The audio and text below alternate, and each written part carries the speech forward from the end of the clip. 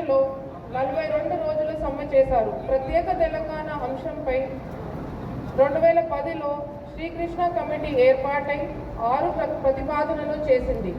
ఆ ప్రతిపాదనలతో 2013 జూలై 30న ప్రత్యేక తెలంగాణ కొరకు అప్పటి కేంద్ర ప్రభుత్వం తీర్మానం చేయగా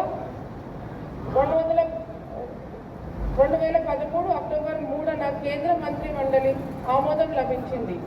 2014 ఫిబ్రవరి 18న తెలంగాణ ఏర్పాటు బిల్లు చేయబడి ఫిబ్రవరి 20న రాజ్యసభ ఆమోదం పొందుట జరిగింది.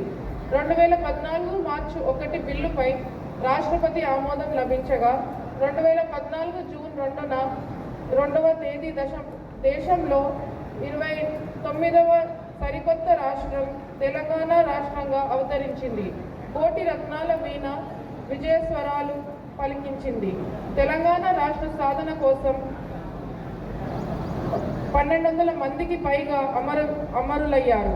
ఉమ్మడి ఖమ్మం జిల్లా నుండి జర్పుల సురేష్, యనమందల వేణుగోపాల్, వెంపటి రామకృష్ణ, రావు సుధాకర్ రెడ్డి, మీనవేణు, కళాప్రకాష్ కుమార్ జైన్, అన్నాబత్తుల రవీంద్రనాథ్, ఎస్కే మహమూద్ పాషాలు అమరులయ్యారు.